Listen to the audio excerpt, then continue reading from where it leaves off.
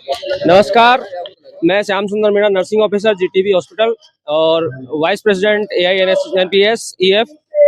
आज 10 दिसंबर 2023 को डॉक्टर मंजीत सिंह पटेल के नेतृत्व में हम ओपीएस बहाली के लिए, पुरानी पेंशन स्कीम के लिए सब लोग यहाँ जंतर मंतर पर एकत्रित हुए हैं। National mission for old pension scheme Bharat सरकार की तरफ से हम सभी आज यहाँ अपनी पुरानी पेंशन मांग के लिए एकत्रित हुए हैं। देश के 85 लाख कर्मचारी जो कि नई पेंशन स्कीम के तहत आते हैं, ये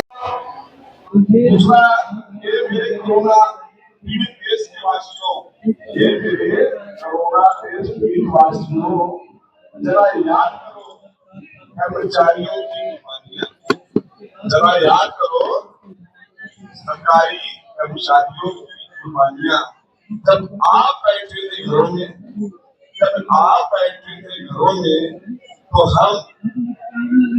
हम अपनी सेवाएं देकर के आप लोगों को अपनी भवन की आहुति देकर के, जिसमें हमारे बहुत सारे कर्मचारी, चाहे वो केंद्र सरकार के हो चाहे राज्य सरकार के हो, उन्होंने अपनी आहुति देकर के लोगों की जान बचाई। इसमें हमारे नमस्कार, मैं श्याम सुंदर Meena, nursing officer GTB hospital और वाइस प्रेसिडेंट एआईएनएस ईएफ।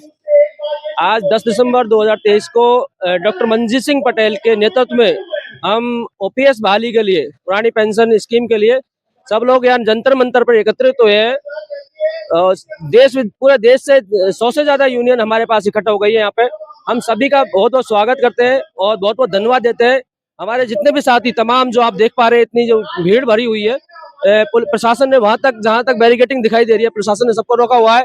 वहां से और यहाँ तक बहुत ही भारी मात्रा में भीड़ में लोग बैठे हुए हैं। पूरे शांतिपूर्ण तरीके से हम प्रदर्शन करना चाहते हैं और देश के प्रधानमंत्री की जो नींद में है, वो उनकी नींद को खोलना चाहते हैं कि हम कर्मचारियों की जो पेंशन है, पेंशन जो तुम लोग लेते हो और हम लोग बैठे हैं, इसका मतलब ये नहीं है कि हम हमारे पेंशन से ही तुमको सिर्फ राजकोष पे हमारा भारी पड़ रहा है। सिर्फ तुम लोग भी अपनी छोड़ो, हम चाहते हैं तुम भी छोड़ो। अगर एनपीएस में इतना फायदा है तो आप अपनी भी छोड़ो और हम भी छोड़ देंगे। अगर हमारी छोड़ने से तुमको फायदा मिल रहा है तो आप अपनी छोड़ो, जो ये फायदा है हम चाहते हैं। तो मैं समस्त साथियों का स्वागत करता हूँ, सभी को धन्यवाद देता हूँ। आप सबने टाइम निकालकर अपने लिए यहाँ ओपीएस बहाली के लिए यहाँ सब आए, बहुत बहुत धन्यवाद। मैं RKS Kumar Bairwa GTB hospital से। जैसा कि आप देख रहे हो, आज हमारी एक बस भर के आई हुई है। 50 से 100 लोगों के बीच में हमें लोग आए हुए हैं। हमारे लोग साथी बैठे हुए हैं, कुछ हम खड़े हुए हैं। हमारी एक ही मांग है कि हम कर्मचारी लोग हैं, हम हमारी 60 साल हम इसी में गुजार दें। हॉस्पिटल में हम सर्विस करते हैं, इन्फेक्शन के अंदर हम सर्विस करते हैं। हमारी एक ही मांग है कि हमारे को ओपीएस दिया जाए, जिससे कि हम हमारे बच्चों को, हमारी जिंदगी को, जो फ्यूचर है उसको हम सेफ रख सकें। हमारी एक ही मांग है इस मंच के द्वारा भारत सरकार से, प्रधानमंत्री नरेंद्र मोदी से, कि हमारी जो ओपीएस की जो मांग थी उसको हम पूरा किया जाए, जल्द से जल्द पूरा किया जाए। अदरवाइज 2024 आने वाला है, उसका आप ध्यान रखते हुए उससे पहले ही इस जो घोषणा है ओपीएस की उसको किया जाए। धन्यवाद। Me myself is Deepa Giloria from GTB Hospital as a nursing officer. I want to convey a message to our dear respected Prime Minister that if he is talking about the women empowerment, he should implement also. It's not about just a women empowerment rights. We are asking the generalized rights. We are just asking the OPS.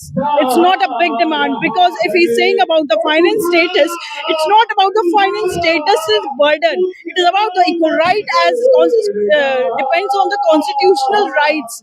We are asking the OPS, nothing else we want.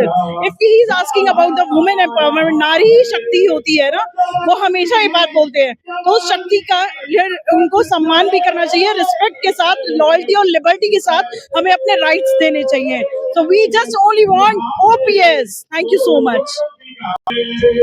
नमस्कार, मैं Meenakshi, nursing officer. आज हम सब यहाँ पर इकट्ठे हुए हैं ओपीएस के लिए। हम बस सरकार से यही रिक्वेस्ट करते हैं कि हमें अपना हक दिया जाए, कि जो हमें पहले से जो हमारा हक छीन लिया गया है, हमें बस यही चाहते हैं कि हमें अपना हक जाए, कि हमारा फ्यूचर सेफ हो। Thank you. इम्पोर्टेंट मैसेज है, ध्यान से सुने। मैं राजस्थान से बिलोंग करता हूँ और दिल्ली में जीटीबी हॉस्पिटल में कार्यरत हूँ। लेकिन जिस तरीके से प्रधानमंत्री महोदय जी कुंभकर्ण की नींद में सो रहे हैं और वो ये सोच रही है बीजेपी गवर्नमेंट कि राजस्थान और मध्य प्रदेश में हमने सरकार बना ली, उसका सबसे मुख्य कारण ये रहा है कि राजस्थान में और मध्य प्रदेश में जो सरकार बनी है वो ओपीएस को ना देने की सोच रही है। उसका मुख्य सबसे कारण है कि उनकी आपसी कांग्रेस की आपसी कल है, सचिन पायलट और अशोक गहलोत की आपसी कल है, उसकी वजह से राजस्थान में नहीं, लेकिन ओपीएस की मांग सब जगह उठेगी और बिना ओपीएस के सेंट्रल में से भी गवर्नमेंट जाएगी एक दिन, ये तय है। मैं Mulchand Nayak, nursing officer, GTB hospital Delhi. हमारा एक ही नारा है, ओपीएस हमारा। नमस्कार, मैं नारायण लाल, जीटीबी हॉस्पिटल से। हमारी मांग है ओपीएस, एक ही मांग, एक ही नारा, पुरानी पेंशन अधिकार हमारा। Thank you. मेरा नाम अनिल खाड़िया है, मैं जीटीबी हॉस्पिटल में नर्सिंग ऑफिसर हूँ और आज हम जंतर मंतर पे ओपीएस को सपोर्ट करने के लिए आए हुए हैं। तो हमारे मतलब पूरे हॉस्पिटल की तरफ से और पूरे टोटल जो दिल्ली के अंदर जो टोटल डिपार्टमेंट है उन सभी की ओर से हमारी एक ही डिमांड है कि हमें ओपीएस दी जाए, क्योंकि ओपीएस हमारा राइट है। क्योंकि ओपीएस के बिना जो मतलब जो बुढ़ापा है, बुढ़ापे के अंदर क्या है कि गुजारा कर पाना बहुत मुश्किल है। इसीलिए हमारी सबकी एक ही नारा है कि एक ही मांग, एक ही नारा, ओपीएस है हक हमारा। धन्यवाद। मैं मुखराज, बाबा साहेब अम्बेडकर हॉस्पिटल, रोहिणी, दिल्ली से यहाँ पर आया हूँ। आज यहाँ पर ओपीएस को लेकर पेंशन जय घोष महारैली का आयोजन डॉक्टर मंजीत के सानिध्य में किया जा रहा है। पूरे देश के हर कोने से जो भी संस्थाएं हैं वो आज यहाँ पर आई हुई हैं, एक मंच पर हैं और एक ही नारा है कि हमें ओपीएस चाहिए। ओपीएस सभी कर्मचारियों का अधिकार था, है और रहेगा। पूर्ववर्ती सरकारों ने इसको इन कर्मचारियों से छीन लिया था, मगर मेरा एक सवाल है कि अगर आपने इनसे छीन लिया था तो आपने अपनी पेंशन क्यों नहीं बंद की? आप अपनी पेंशन जारी रखते हो और कर्मचारियों की पेंशन को छीनकर आप क्या संदेश देना चाहते हो? आज की स्थिति में कर्मचारी, सरकारी कर्मचारी इस देश का पिलर है। इसी पर ये सारी सरकारें और आधारभूत संरचनाएं टिकी हुई है। आप उनको किस गर्त में डालना चाहते हो? आप उनसे क्या चाहते हो? आप उनके अधिकारों को क्यों छीनना चाहते हो? मेरा यही मांग है। और सरकारें आएंगी जाएंगी, हर 5 साल में ये जनता उखाड़ फेंकती है सरकारों को, मगर ये देश रहेगा, ये कर्मचारी रहेंगे, ये सरकारें रहेंगी। सरकारों के असली पिलर कर्मचारी होते हैं। तो इन सरकार के जो 5 साल के लिए आने वाले नेताओं से मेरा अनुरोध है कि आप देश हित में अगर आप चाहते हो, राष्ट्र हित चाहते हो, तो इन कर्मचारियों को आपको सम्मान देना पड़ेगा। इनकी मांगों को आपको सम्मान पूर्वक सुनना पड़ेगा और लागू करना पड़ेगा।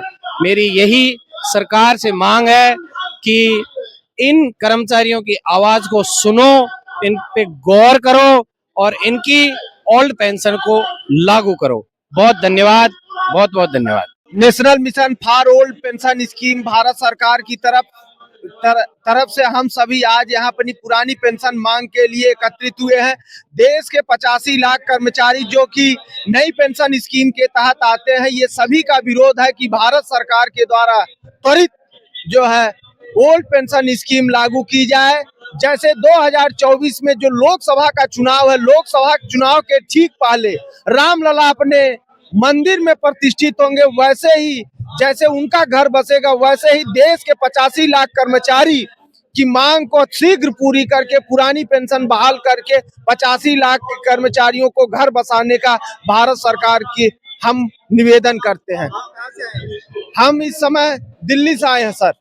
दिल्ली में रहते हैं जी, जो प्रदर्शन चल रहा है जी, कहाँ के लोग आए हुए? ये पूरे देश से एकत्रित हुए हैं। चंडीगढ़, मध्य प्रदेश, उत्तर प्रदेश, बिहार और देश के विभिन्न दल और जो कि हम विभिन्न संगठनों के कर्मचारी इस मांग को लेकर यहाँ एकत्रित हुए हैं। क्या मांग है आपकी? यहाँ पर हमें पुरानी पेंशन दी जाए, जो हमारी पुरानी पेंशन है नई पेंशन के तहत हमको दिया जाता है, जिससे हमारे तमाम तरीके से जो है समस्याएं पैदा है, उसमें हमें अपना कंट्रीब्यूशन देना पड़ता है। और रिटायरमेंट के बाद जैसा कि सरकार भी यह मानती है कि जो है हमारे अंतिम पेंशन, अंतिम जो हमारी बेसिक सैलरी होती है उसका बहुत कम हिस्सा हम लोगों को मिलता है, वहीं पुरानी पेंशन में हमें जो सुविधाएं हैं उसे मिलनी चाहिए सर। ताकि हमारा रहे और हम अपने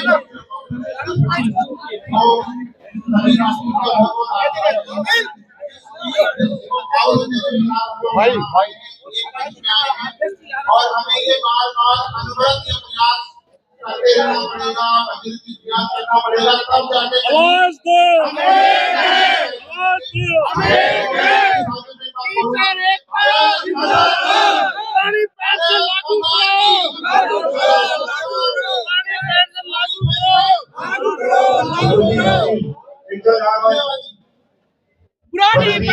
शिक्षा हमारे बीच अपनी उपस्थित दर्ज करा रहा है।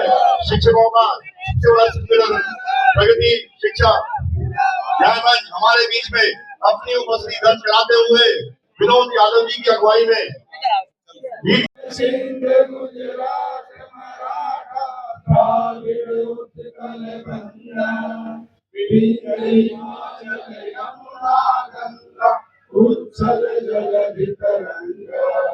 तब सुखना में जागे, तब सुख आशीष मांगे, गाए तब जय गाथा, जय मंगलदायक जय हे भारत भाग्य विधाता, जय हे जय हे जय हे जय हे जय हे